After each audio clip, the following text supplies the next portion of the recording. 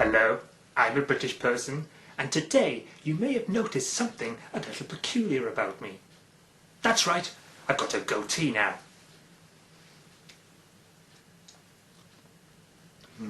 It's missing something.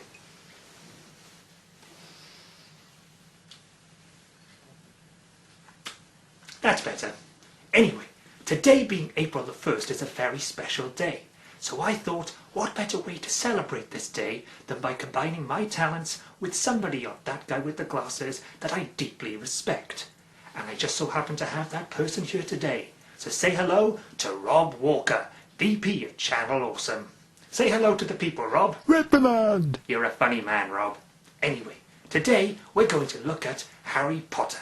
Harry Potter, a worldwide phenomenon that spread from books to movies and is now a theme park in America. Obviously the right place to build a theme park, as it is the place where Harry Potter was born. The story sees a group of children going to school where they can die in all sorts of deadly and horrific ways. Being eaten by a three-headed dog, werewolves for teachers, giants in the forest, killer plants for lessons, and that's not even counting the risk they run by playing Quidditch. Seriously, in Harry Potter 2, he breaks his arm and then gets his bones removed. Don't worry, kids. The bones grow back again, just like they would in real life.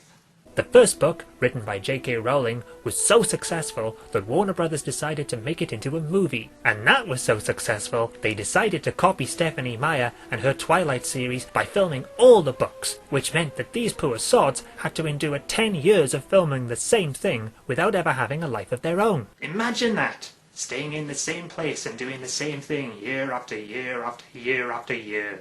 That would get pretty boring, wouldn't it, Rob? Reprimand! Yeah. But for the last book, Warner Brothers, like a typical studio, got greedy and decided to split that book into 2 parts, meaning we now had 8 films. But did you also know that Rowling was also working on an 8th book? But the studio was so greedy that they wrote the screenplay and filmed the movie even before she'd started the book. And that's the film we're going to review today, Harry Potter and the Woman in Black. The film opens in a small British town where we see 3 little girls playing together. Now, it's not said explicitly, but given that some of these children are ginger, it's fairly obvious that we're looking at a few of the Weasley children here. And given that Britain hates gingers, unless you happen to be a very attractive ginger female, then it's no wonder these children are being kept inside. After a few moments of playing, the 3 girls all walk to the window and jump to their deaths. That's dark, movie. Now, I know Filmbrain saw this movie the same time I did, so I wonder what he thought of it too. Now, I don't want to bother him, because he is a very, very busy person, so I'll just check his Twitter to see what he's up to.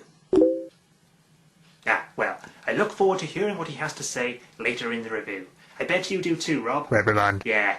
We then move through some foggy credits and meet Harry, played once again by Daniel Radcliffe. And it looks like he finally used magic to fix his eyes and get rid of those silly glasses and get rid of that scar on his forehead. We first see him staring into the mirror of Erised from the first film. Nice callback. The times certainly haven't been good to Harry, as he's lost his ginger friend Ron. He was probably killed. They do that to gingers in Britain. And he's now a widower, meaning Ginny has been killed too. Even the attractive ginger females don't stand a chance these days. What hope is there for me? And despite having 3 children at the end of part 2, now he's only got 1, Albus Severus. Way to keep up continuity, movie. The school year is approaching, and Harry is once again off to Hogwarts to finish his 7th year. The year he didn't get to finish in the last film because he was living in a tent the whole time. Before heading off, he leaves his son in the capable hands of Hermione, who is only in the movie to make the Harry-Hermione shippers think they have a chance of getting together. Rowling admitted it herself. Just let it go. And look, Albus has made a crap drawing for Harry to take with him to school, which shows Ginny in heaven and Harry looks all sad. Symbolism. Yay! Speaking of symbolism, let's check in on Filmbrain and see what he's up to. Well, hurry up then! After leaving Albus, Harry is off to Hogwarts aboard the Hogwarts Express and finds himself sitting next to the goat fiddler himself, Aberforth Dumbledore, who looks a lot younger now he's shaved off that beard. And why are they talking as if they've never met before? Samuel Daly. Arthur Kemps. What? No! They're called Aberforth and Harry. Stop messing around, movie. They arrive at Hogsmeade, and Harry goes to check into the 3 broomsticks. Good evening. I've a room booked until Sunday. No, not finding any booking. What a nasty owner. Harry must have entered the Hog's Head by mistake. We must have something, just for tonight. We don't. Why is everyone treating him so badly? He saved the world in the last film. Honestly, it's like I'm watching an entirely different movie. A woman, who I assume is Madame Rosmeretta, takes Harry to his room. And look, we get a cameo from Dumbledore's pet Phoenix Fawkes. Harry's room also happens to be the same room the Weasley children jumped out of at the beginning of the film. How nice of them to give him the same room. The next day, Harry goes to see a solicitor, and they tell him to leave. But as Harry has never listened to what people tell him to do, he ignores them and pays a driver, who is obviously a Death Eater, to take him to Hogwarts. Where's all the water come from? I know they changed location from Harry Potter 2 to 3, but it wasn't that big a leap, was it? The driver agrees to come and collect Harry later, and so Harry approaches Hogwarts.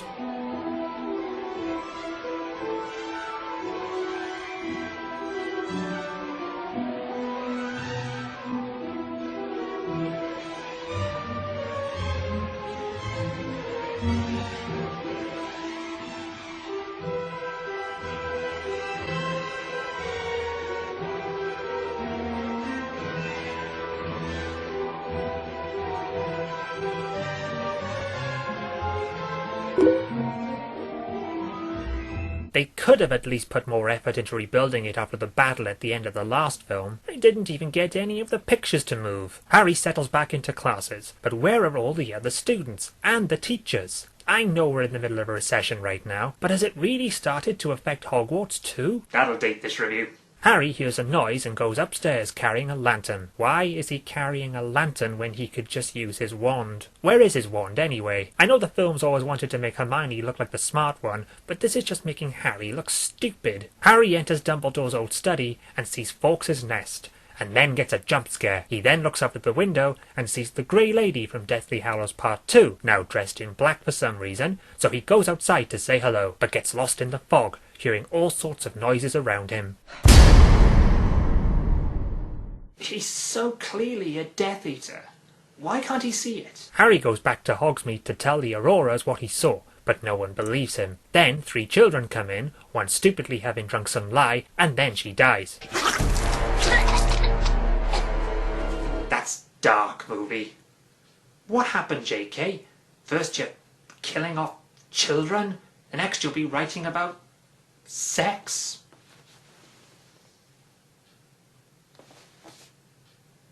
Well, there's my childhood ruined. Harry returns to the Hog's Head and finds Fawkes still crying over Dumbledore. Get over it. He was a liar and a manipulator, and worst of all, he was one of those. A Muggle supporter. That'll annoy the members of Mugglecast, won't it, Rob? Reprimand. Yeah, I wonder what Phil brings up to as well.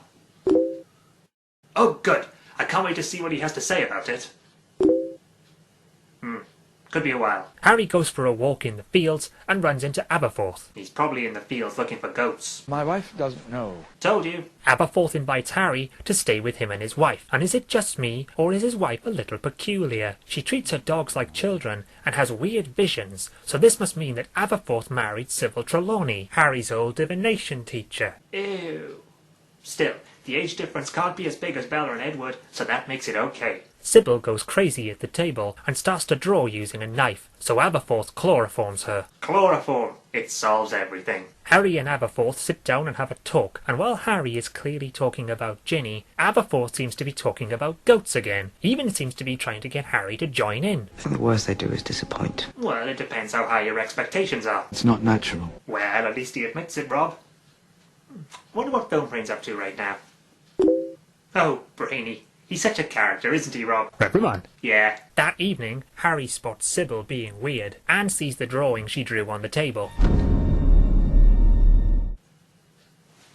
The next day, Harry and Aberforth go to visit the solicitor again and discover he's keeping his daughter locked in the basement. The villagers don't want Harry to go back to Hogwarts, but won't tell him why, which probably would save a lot of trouble if they did. So Aberforth drives past them, and because Harry is so far behind with classes, he decides to spend the night. So Aberforth leaves him his dog for company. I thought you were only allowed to take owls, cats, rats or toads with you to Hogwarts. They must have added dogs to the list since Harry was last there. And wait a minute, wasn't Sirius Black a dog? But he died in Order of the Phoenix. This series continuity is now worse than the Resident Evil films. Back at Hogwarts, Harry finds a locked door, but can't open it, and I can't understand why he just doesn't use the same spell Hermione used in the first movie to open a locked door. This is just such lazy writing. Did the filmmakers honestly think we'd forget about the unlock spell? We're not idiots, Warner Brothers. He hears a noise outside, so goes to investigate, and discovers the grave of the Grey Lady. Since when has there been a graveyard at Hogwarts? Heading back to the castle, he sees the Grey Lady watching him from the window, so goes upstairs to meet her, only she isn't there. Oh wait, she's behind him. And then she's gone again. And with that, Harry Potter has devolved into pantomime. Also, why is she avoiding him? I think she's angry because Harry destroyed her diadem in Deathly Hallows Part 2. Harry continues to do his schoolwork and falls asleep in class, only to be woken when Sirius starts barking and he hears some banging from upstairs. Oh, some students sound like they're getting pretty raunchy. It never happened to me at my school. Discovering the noise is coming from the locked room, Harry retrieves an axe, but on returning to the room, he sees the door is now open, and a rocking chair seems to be rocking on its own. See? Magic! Moving into another room, he looks outside and sees a young boy climbing out of the lake. I'm not sure, but I think that might be Colin Creevy. He was small, and he did die at the Battle of Hogwarts, you know. Spoilers. Harry sees a handprint appear on the window and presses it. Excuse me a moment. I just need to change my trousers.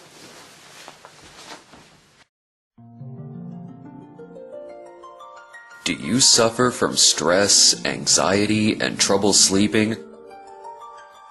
Well, now you can soothe away those distractions with the latest in relaxation CDs, brought to you by Channel Awesome. Just slip on your earphones, settle into bed, and let the warm, soft voice of Linkara wish away those demons. Hello and welcome to Relaxation Tapes with Linkara! A cheerful frame of mind, reinforced by relaxation, is the medicine that puts all ghosts of fear on the run. Go to sleep! Relaxation CDs, now available from the Channel Awesome store. Please don't check, they aren't really there.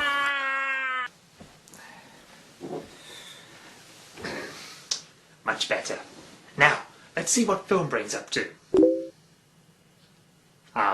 Harry hears knocking on the door, but won't let Colin in. Don't blame him. He probably just wants to take Harry's picture like he always does. Oh, let him in, Harry. It's pouring rain and he's been in the lake. You catch his death out there. Harry finally opens the door and sees all the children who were killed at the Battle of Hogwarts standing outside in the rain, so he runs back inside. How is he able to see them? I thought he dropped the resurrection stone when he went into the forest to meet Voldemort in the last film. This movie makes no sense. Back inside, Harry hears music upstairs and follows the muddy footprints into the room that was originally locked, and then has a bit of a mindfuck. Colin's look better, I'll give him that. Harry sees the Grey Lady again, then Colin comes up from the bed, and then Aberforth arrives to collect Harry. Like a typical Dumbledore, always arriving in the nick of time.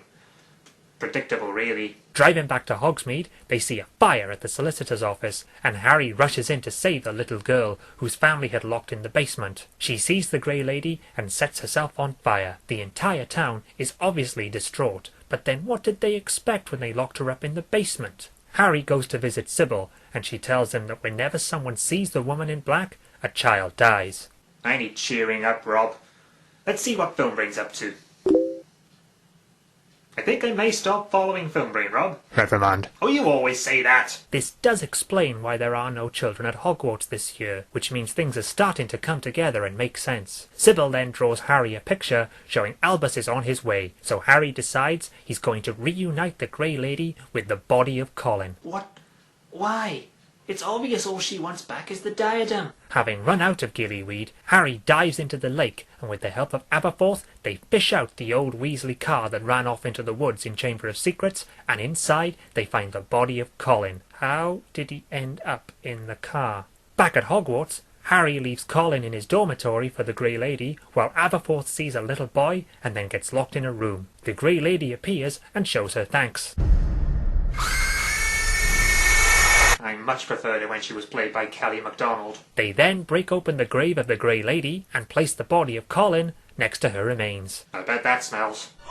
Thought so. Aberforth then drives Harry to Hogsmeade Station, where he's reunited with Hermione and Albus. But while he's busy talking to Aberforth about goats, the Grey Lady appears and sends Albus down the railway track into the path of a train. Harry swoops in to save him, but... What?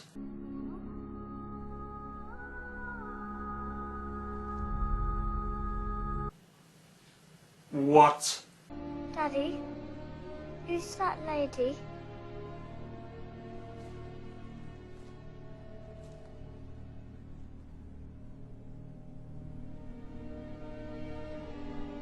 That's your mummy.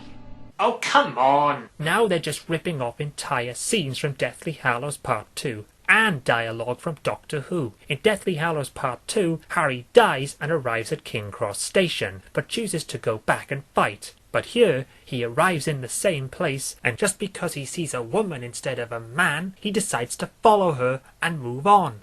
Pfft, what a homophobe. I know Filmbrain will be annoyed by this. Well, he will be when he finishes the review. And that's Harry Potter and the Woman in Black. It's certainly not up to par with the other Harry Potter movies, and the lack of budget and returning cast members is really noticeable. As a standalone film, it's excellent, with some great scares and some great performances, but as a Harry Potter film, it's just terrible. Daniel Radcliffe does his best, but he's just made to look stupid, and the Colin Creevey Grey Lady connection seems to come out of nowhere, as there were no hints to it in the previous books or films. The film does have a few genuine good scares though, but it's so hard to take any of it seriously. Only a complete idiot would take this seriously. Well, that's my review for Harry Potter and the Woman in Black. And before we go, let's just check in with Filmbrain to see how far he's gotten with his review. Happy April the 1st, everyone.